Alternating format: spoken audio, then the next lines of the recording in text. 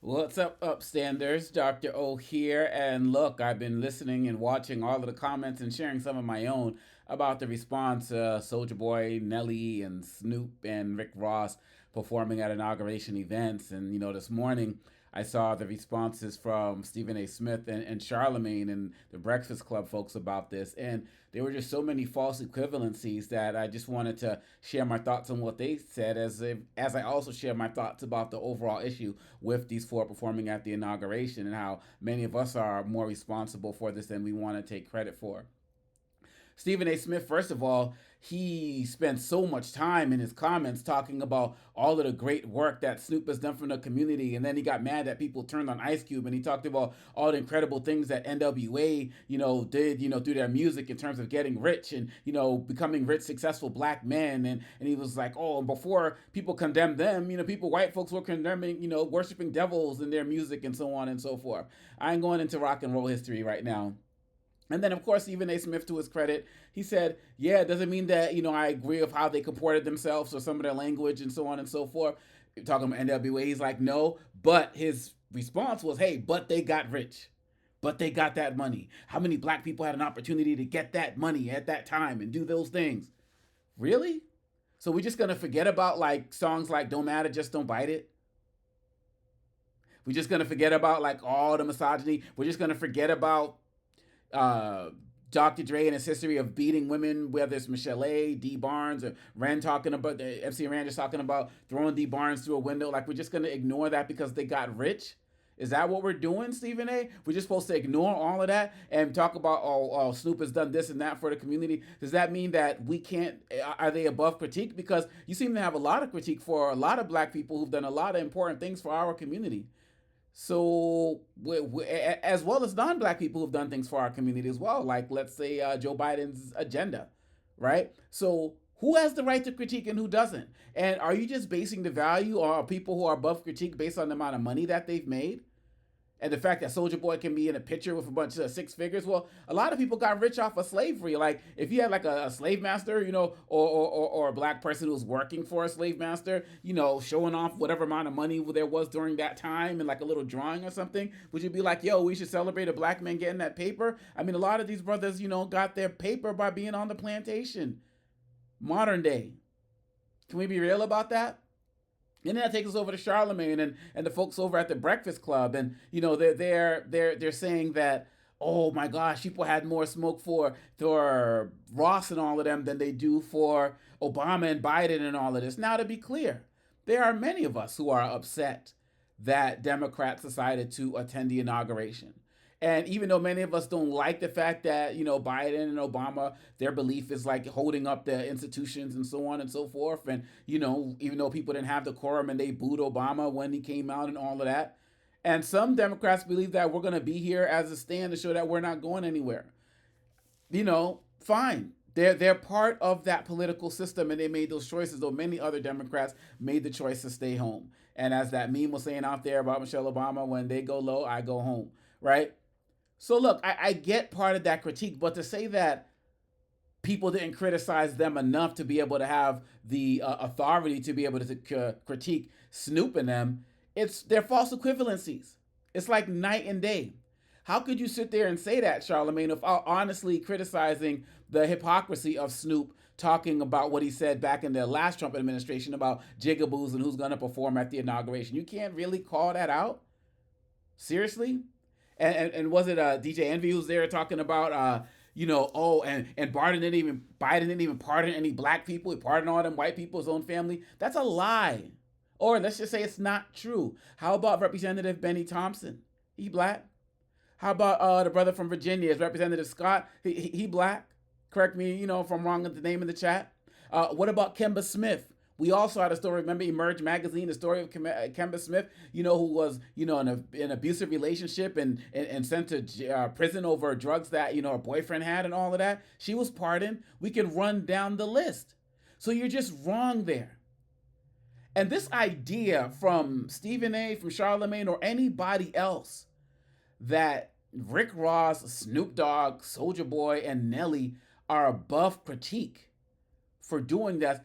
This is how we got here in the first place. Now, this is kind of getting to my own personal issues with a lot of this.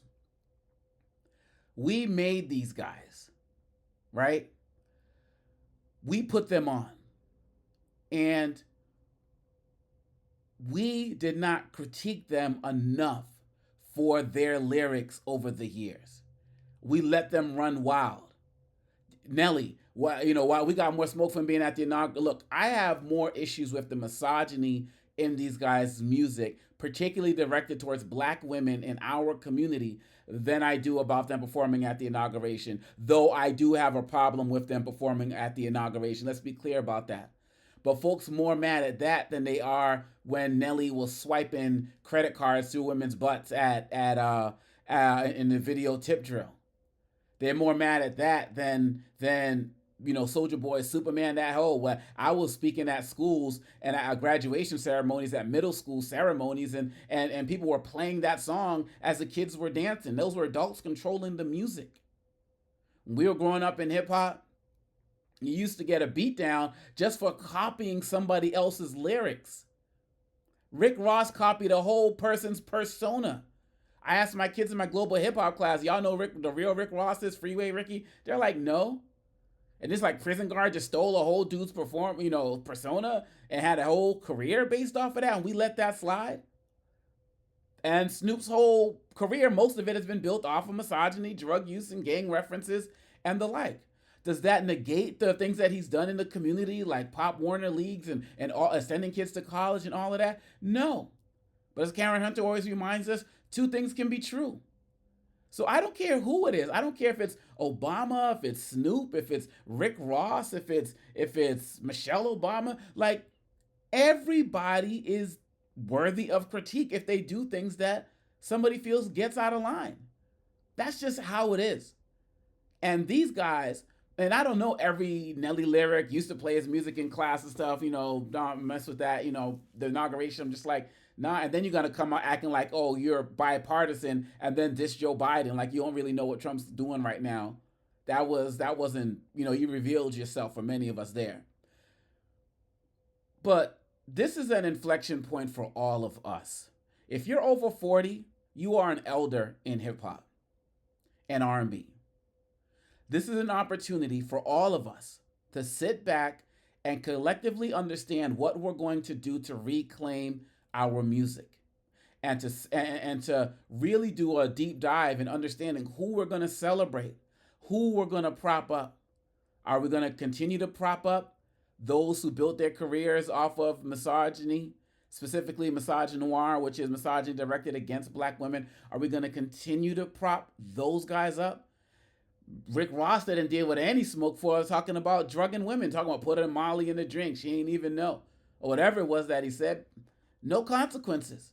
Just Rick Ross, oh, I didn't mean that. Rick Ross loved the ladies, blah, blah, blah. Nothing. So when are we going to start in our community putting more demands on our artists? Like, people say that they sell out, but many of us will say they never bought in. It's not like they're Chuck D or KRS-One performing at the inauguration. So, yeah, I think it was very problematic for them to be there, for Rick Ross to lie about being in D.C., saying I'm in D.C., but I'm not performing there. Like, yo, Instagram, it's like a whole thing now.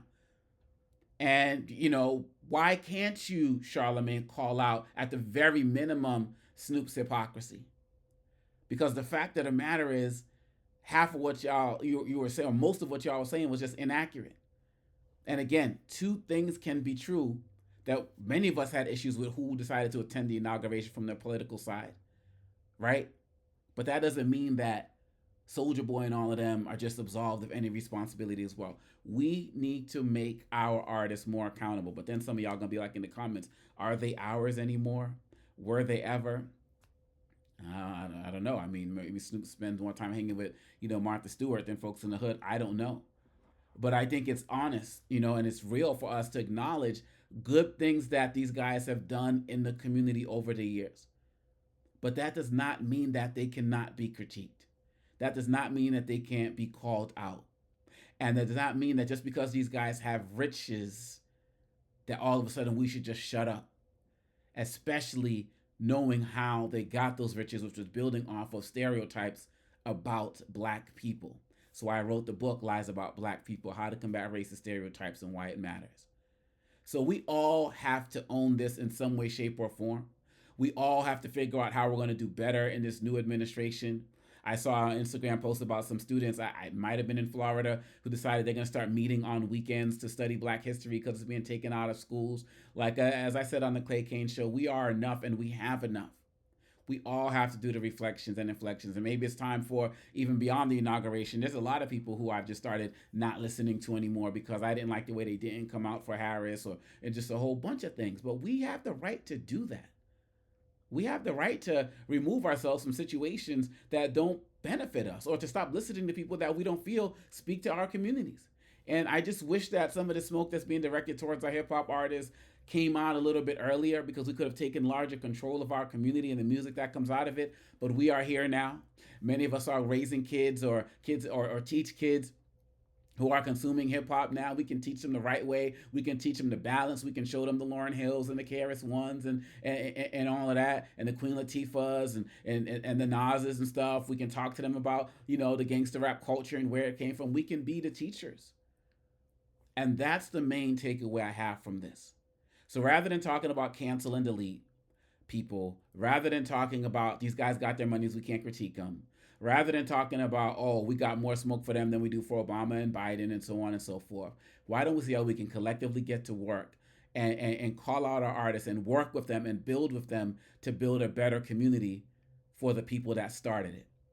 That should be our task in this new administration, because we're going to need our support with each other now more than ever. And I think that's fair. Peace.